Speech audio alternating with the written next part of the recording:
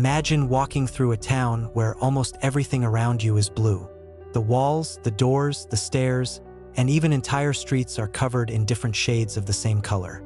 At first, it might look like a movie set or a place created for tourists, but this town is completely real. Chefchaouen is located in northern Morocco, in the Rif Mountains, far from the country's largest and busiest cities. The town sits between mountain peaks and valleys, giving it a much quieter atmosphere compared to places like Marrakesh or Casablanca. Its position in the north of the country places it relatively close to the Mediterranean coast, although Chefchaouen itself is surrounded by mountains rather than beaches. Reaching the town usually means traveling along winding roads that slowly climb into the Rif, with the landscape becoming greener and more dramatic as you get closer. The old part of Chefchaouen, known as the Medina, spreads across the hillside. From a distance, the blue buildings stand out against the surrounding mountains, but it's only when you enter the narrow streets that you really understand why this place has become so famous.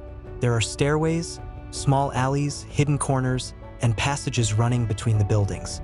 Some streets are wide enough for small groups of people, while others become so narrow that the walls seem to close in around you. Despite its popularity, Chefchaouen still feels very different from Morocco's larger cities. Life moves at a slower pace, and the mountain setting gives the town a more relaxed atmosphere. Chefchaouen was founded in 1471, during a period of major conflict in the region. The town was originally established as a small fortress, built to help defend northern Morocco against Portuguese expansion along the coast. Its position in the mountains gave the settlement a natural advantage, and over time, a community slowly began to grow around the original fortress. The name Chefchaouen is often connected to the shape of the surrounding mountain peaks, which are said to resemble two horns. The town changed significantly after the fall of Granada in 1492.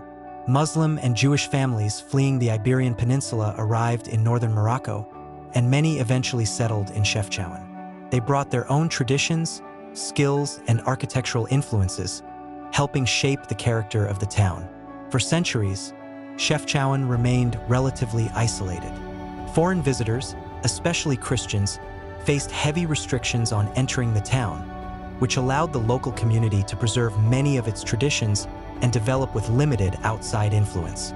In the early 20th century, the situation began to change. Spanish forces entered Chefchaouen in 1920, and the town became part of the Spanish-controlled territory in northern Morocco. This period created another connection between Chefchaouen and Spain, and Spanish influence can still be noticed in parts of the region today. After Morocco gained independence in 1956, Chefchaouen became part of the modern Moroccan state. Slowly, the town began attracting more visitors, drawn by its history, mountain setting, and eventually, the blue streets that would make it famous around the world. The architecture of Chefchaouen is one of the first things you notice when you enter the old Medina.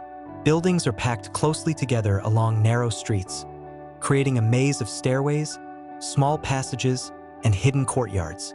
Many of the houses follow a traditional Moroccan and Andalusian style. Thick walls help keep interiors cooler during the warmer months, while small windows and interior courtyards create private spaces away from the busy streets. Doors are another important part of the town's appearance. Some are simple and wooden, while others are decorated with detailed patterns, metalwork, or rounded arches. Against the blue walls, even the smallest entrance can become one of the most photographed corners of Chefchaouen. And of course, the color blue completely transforms the architecture. Walls, staircases, doorways, and entire alleys are painted in different shades, ranging from pale sky blue to much deeper tones. There are several theories about why this tradition began.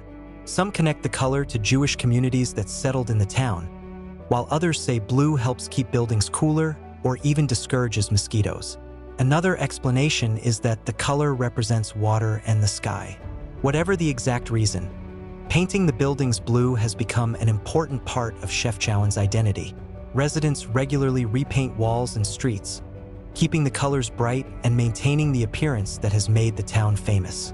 Beyond its blue streets, Chefchaouen is surrounded by a completely different side of northern Morocco. The town lies in the Rif Mountains, where steep peaks, green valleys, and rocky hills create a landscape that feels far removed from the dry desert scenery many people associate with the country. From the higher parts of the Medina, you can look across the rooftops and see the mountains rising behind the town. The blue buildings seem to spread across the hillside, slowly disappearing into the surrounding landscape. Water is also an important part of the area. Natural springs flow down from the mountains, and one of the best known is Ras El Ma, located just outside the old Medina. For generations, this water has been connected to daily life in Chefchaouen, and the sound of the stream creates a much calmer atmosphere away from the busiest streets. Outside the town, hiking trails lead deeper into the Rif Mountains. The landscape changes between forests, rocky paths, and open viewpoints overlooking the valleys below.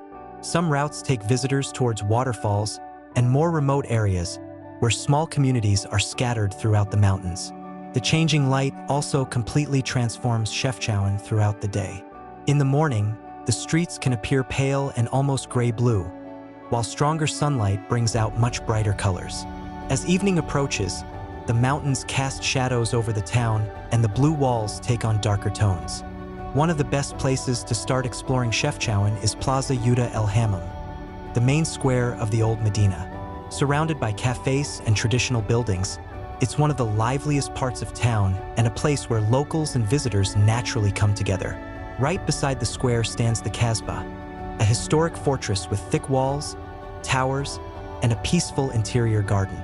Inside, you can learn more about the history of the region, while climbing the tower gives you a completely different view over the blue rooftops of the Medina.